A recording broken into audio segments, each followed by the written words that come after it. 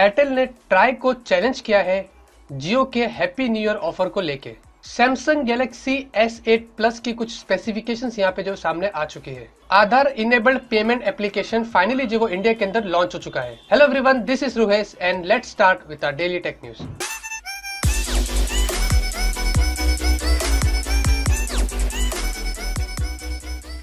तो पहली खबर में आप लोगों को बता रहे थे कि एयरटेल ने जो वो ट्राई को चैलेंज किया है अपने जियो के हैप्पी न्यू ईयर ऑफर को लेके। एयरटेल ने यहाँ पे ये कहा है, पहले तो उसने जो वो पिटीशन फिल करी है telecom dispute settlement and appellate tribunal यानी कि TDSAT में, जहाँ पे उसने 25 पेज की पिटीशन फिल करी है अगेंस्ट ट्राई, और कहा है कि ट्राई ने जो वो म्यूट स्पेक्टेटर है, यानी कि ट्राई जो है वो चुप रहा है जबकि जियो वहाँ पे फ्री ऑफर वहाँ पे दे रहा है जो कि सिर्फ 90 डेज की वैलिडिटी होती है, जबकि जियो यहाँ पे 31 मार्च 2017 तक का ऑफर दे रहा है। तो यहाँ पे जो वो जनवरी 6 को यहाँ पे इसकी जो वो हियरिंग होने वाली है, जहाँ पे TDSAT डिसाइड करेगा और ट्राई को उन्होंने टाइम दिया है कि आपको जो उस चीज के ऊपर रिप्लाई करना पड़ेगा जो एयरटेल ने फिल किया है, और जियो को यहाँ पे जो वो एक इम्प्लीमेंट फिल करने के लिए बोला है, यानी कि जियो को भी एक अपना रीजन यहाँ पे देने को बोला है, जो कि 6 जनवरी को जो वो उनका फैसला होगा, उसके बाद आगे तय होगा कि क्या होगा। एयरटेल ने बोला है कि हमारे हर दिन नुकसान हो रहे हैं, हर दिन हमको लॉस हो रहा है, और इसके ऊपर जो आप लोगों ने ट्राई ने जो जियो को इतनी छूट दी है ये एकदम से जो है वो गैर कानूनी है, ऐसा बिल्कुल भी नहीं होना चाहिए।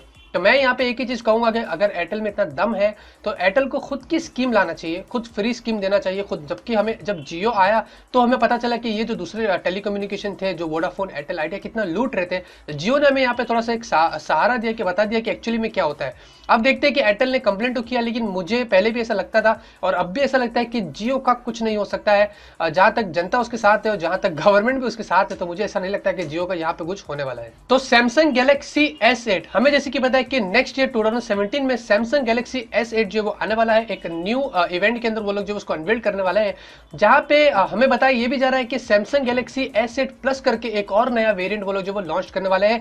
अकॉर्डिंग टू MK न्यूज, यहाँ पे जो साउथ कोरियन की वेबसाइट है, वहां पे बताया जा रहा है कि सैमसंग गैलेक्सी S8 तो आने ही वाला है, साथ में एक हायर वेरिएंट होगा जिसके अंदर हमें 6 इंच की डिस्प्ले देखने को मिलेगी और एक वोपिंग 8 GB की रैम जो वो देखने को मिल सकती है।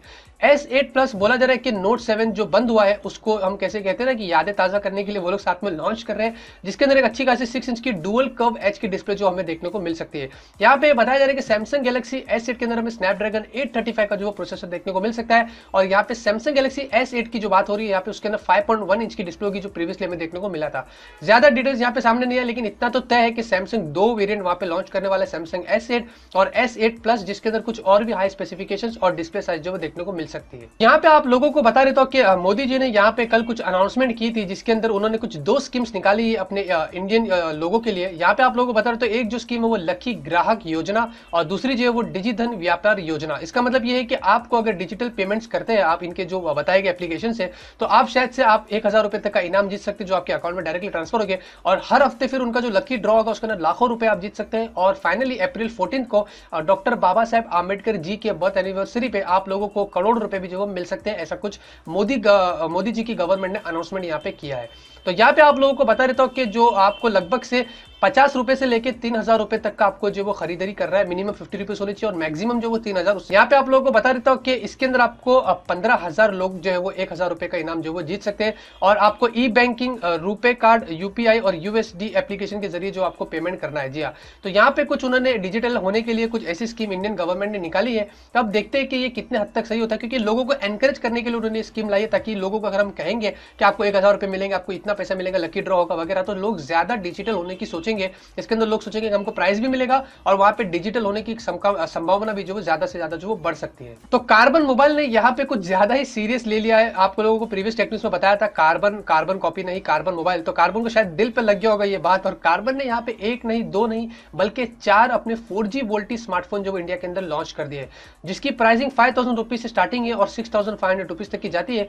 उसके अंदर एक जो है वो नया वेरिएंट है Aura Note 4G करके, जो कि आपको 6500 रुपीज में मिलता है, और बाकी के जो फोन है वो प्रीवियसली उन्होंने लॉन्च किया था, लेकिन इस बार उन्होंने 4G वोल्टी सपोर्ट डाल के उसको जो वो वापस से लॉन्च किया है। यहाँ पे एक मोबाइल की स्पेसिफिकेशन आपको बता देता हूँ। Aura Note 4G के अंदर आपको 5.5 इंच की HD की डिस्प्ले मिलती है, MediaTek का MT6737 का प्रोसेसर है, 2 GB की रैम है, 8 मेगापिक्सल का रियर, 5 मेगापिक्सल का सेल्फी और 2800 mAh की आपको जो वो बैटरी मिलती है। ये हायर वेरिएंट है जो कि 6500 रुपीज में, और लोअर वेरिएंट आपको 5000 रुपीज के अंदर वो मिल सकता है। तो जैसे कि आप लोगों को प्रीवियस टेक न्यूज में बताया था कि आधार पेमेंट इनेबल्ड एप्लीकेशन फाइनली जो वो 25 दिसंबर को लॉन्च होने वाला है। तो फाइनली वो लॉन्च हो चुका है और आईडीएफसी बैंक ने जो वो इस एप्लीकेशन को जो वो लॉन्च किया है, क्योंकि आईडीएफसी जो बैंक एक नई बैंक है जिसके अंदर मेरा भी अकाउंट है। मुझे पता नहीं कि वो लोग ऐसा कुछ स्कीम लाएंगे जिसके अंदर आपको जब भी रजिस्टर करना है उस बैंक में तो आपको अपना आधार कार्ड से रजिस्टर करना पड़ता है। जैसे कि आपको मैंने बताया था कि अब जो मेजोरिटी ऑफ द बैंक है वो आधार कार्ड पर डिपेंड हो रही है। तो यहाँ पे आप लोगों को बता दो कि आईडीएफसी ने कुछ एक अच्छा स्कीम लाया है जो यूआईडीएसी और एनपीसीआई के साथ में उन्होंने कॉपरेट किया है, जाके इंडियन गवर्नमेंट ने उनको सपोर्ट किया है। ये जो एप्लीकेशन है आपको इसके अंदर कुछ मर्चेंट जो रहते हैं हम जिनसे जाके परचेस करते हैं उनके पास ये एप्लीकेशन होगा और उनके पास इसके अंदर सारी डिटेल्स होगी। आपको सिर्फ अपना आधार कार्ड नंबर याद रखना है या फिर आपके पास अपना आधार कार्ड होना चाहिए। तो उनके मोबाइल के अंदर आईडीएफसी का ये एप्लीकेशन होगा। वहां पे जब आप जो भी कुछ परचेस करते हैं आपको वहां पे जाना है। उसके बाद आपके पास पैसे नहीं होंगे, आपके पास डेबिट कार्ड क्रेडिट कार्ड कुछ भी नहीं होगा, चलेगा। आपको सिर्फ अपना आधार कार्ड नंबर उसको देना है और उनके मोबाइल में फिंगरप्रिंट सेंसर होगा जहां पे आपको अपनी फिंगर लगाना है। तो आपके अकाउंट से डायरेक्टली उस अकाउंट में जो पेमेंट ट्रांसफर हो जाएगी। जी हाँ, तो ये जो एप्लीकेशन उन्होंने लॉन्च किया ये आईडीएफसी बैंक का है और शायद से आईडीएफसी बैंक का अकाउंट होना बहुत जरूरी है जिनको ये यूज करना है उनके लिए। लेकिन जिनको पे खरीदना है उसके पास तो कोई भी अकाउंट होगा वो चलेगा, क्योंकि उस अकाउंट से ही इस अकाउंट में जो वो ट्रांसफर होने वाला है।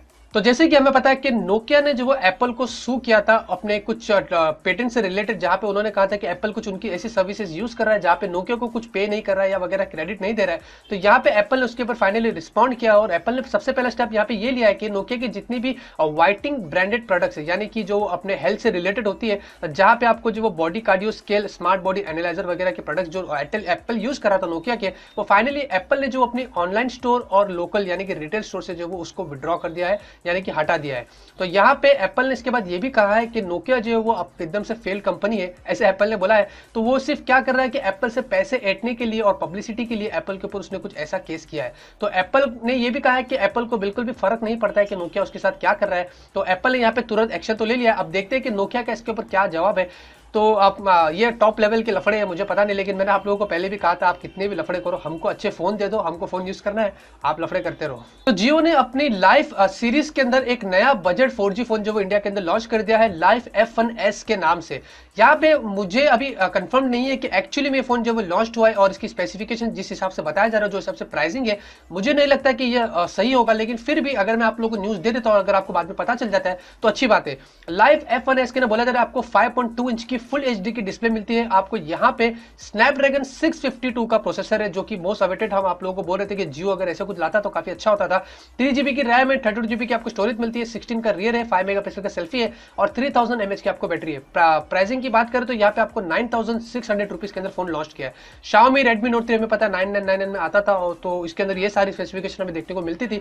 तो जियो ने बहुत अच्छी चीज लाई है। अगर ये खबर सही है तो मेरे हिसाब से ये फोन अपने बजट के हिसाब से काफी अच्छा है। तो फाइनल टेक न्यूज ले लेते हैं और फाइनल टेक न्यूज एक बैड न्यूज से एंड करते हैं। जी हाँ, वो ऐसे ही कहूंगा क्योंकि साइनोजन OS हमें जैसे कि पता है कि one of the most customised ROM, मैं ऐसे ही कहूंगा, जो कि फाइनली December 31 को जो वो एंड हो रहा है। जी हाँ, उसके बाद से हमें साइनोजन OS के रोम्स देखने को नहीं मिलेंगे, ना कि उनकी तरफ से कोई नाइटली बिल्ड अपडेट्स भी हमें देखने को नहीं मिलेंगे। तो OnePlus 3 जैसे फोन और Z1 जैसे फोन शायद से इससे इफेक्टेड हो गए।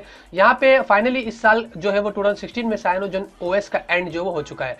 यहाँ पे आप लोगों को बता रहे थे कि 1 जनवरी के बाद से साइनोजन OS ने बोला कि Lineage OS करके उनका एक और ऑपरेटिंग सिस्टम होगा, लेकिन वो कुछ नाइटली अपडेट्स वगैरह बिल्ड्स नहीं देंगे, वो सिर्फ ओपन सोर्स होगा, जो कि डेवलपर्स जो चाहते हैं तो वो उसके अंदर उसको यूज करके फिर एक नया रोम बना के लोगों को जो वो फ्री में दे सकते हैं। तो आज की टेक न्यूज यहीं पे खत्म होती है और उम्मीद करता हूं आपको आज की टेक न्यूज पसंद आएगी। अगर आपको पसंद आती तो जरूर से लाइक करिए, क्योंकि आज की टेक न्यूज काफी सीरियस थी और बहुत ही इंपॉर्टेंट न्यूज थी जो आप लोगों के साथ मुझे शेयर करना था। तो उम्मीद करता हूं आपको अच्छा लगेगा। तो बस इसी तरीके से आप लोगों को डेली अपडेटेड करता रहूंगा और टेक से रिलेटेड ऐसे ही आप लोगों के लिए वीडियोस लाता रहूंगा। मिलते हैं आपसे अगले वीडियो में एक नए वीडियो के साथ। Till then have a great day and always keep smiling.